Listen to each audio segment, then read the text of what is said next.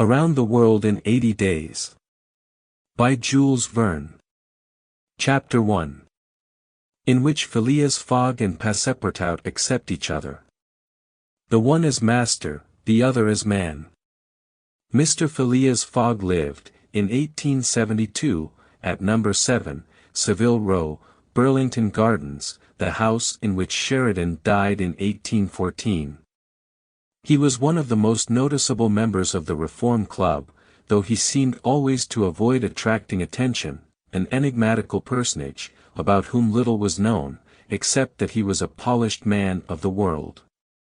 People said that he resembled Byron, at least that his head was Byronic, but he was a bearded, tranquil Byron, who might live on 1,000 years without growing old.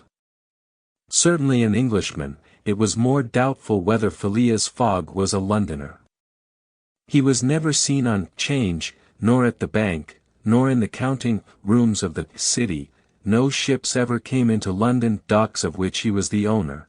He had no public employment. He had never been entered at any of the Inns of Court, either at the Temple, or Lincoln's Inn, or Gray's Inn, nor had his voice ever resounded in the Court of Chancery, or in the Exchequer, or the Queen's Bench, or the ecclesiastical courts. He certainly was not a manufacturer, nor was he a merchant or a gentleman farmer. His name was strange to the scientific and learned societies, and he never was known to take part in the sage deliberations of the Royal Institution or the London Institution, the Artisans' Association, or the Institution of Arts and Sciences.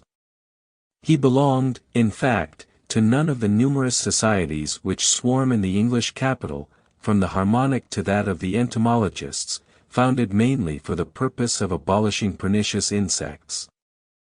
Phileas Fogg was a member of the Reform, and that was all. The way in which he got admission to this exclusive club was simple enough. He was recommended by the Barings, with whom he had an open credit. His checks were regularly paid at sight from his account current, which was always flush. Was Phileas Fogg rich? Undoubtedly. But those who knew him best could not imagine how he had made his fortune, and Mr. Fogg was the last person to whom to apply for the information.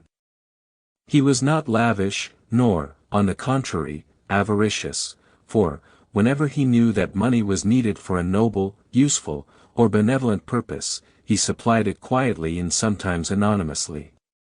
He was, in short, the least communicative of men. He talked very little, and seemed all the more mysterious. Sample complete. Ready to continue?